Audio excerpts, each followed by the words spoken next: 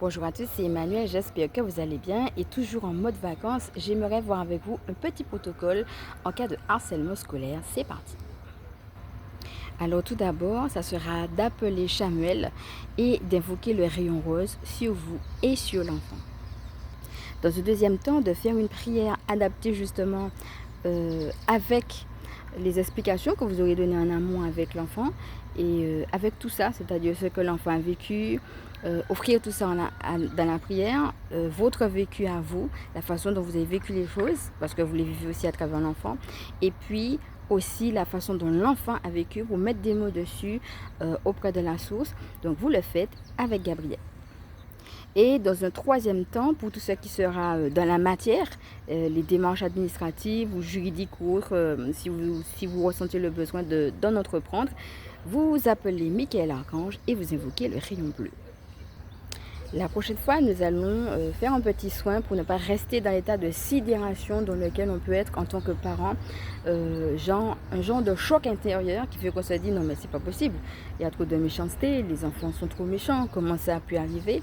Et c'est cet état de sidération justement qui fait que des fois, on peut ne pas savoir comment réagir, ou alors on peut réagir mais depuis un espace de colère qui est tout à fait légitime.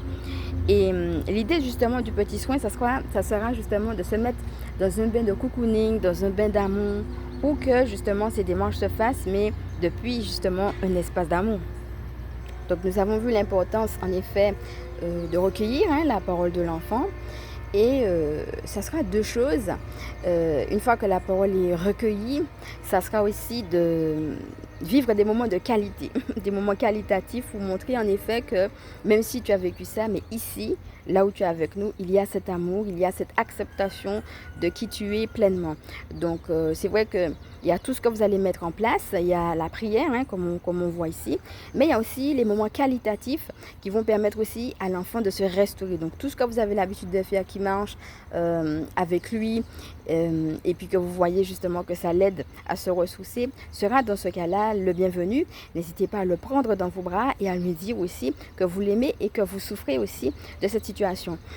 Sachez que dans un cas comme celui-ci, il n'y a pas seulement l'enfant, il y a l'enfant, mais il y a aussi, comme on a dit tout à l'heure, votre propre souffrance à vous. Donc il y a aussi ces deux choses à traiter.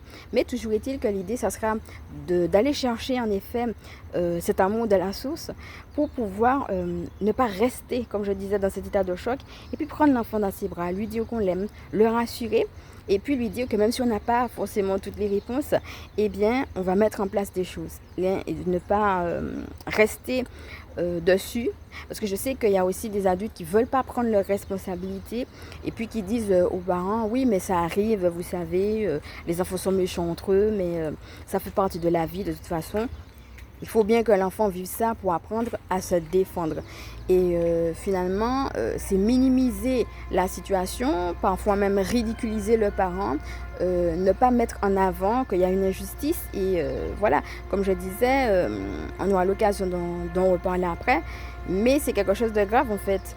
Et certaines personnes qui sont complètement démissionnaires veulent faire comme si ça ne l'était pas. Alors que l'idée du harcèlement scolaire, eh bien si, c'est un phénomène malheureusement qui est devenu de plus en plus de société et qu'on ne saurait minimiser ou d'un revers de la main dire que ça va passer. C'est pas le cas.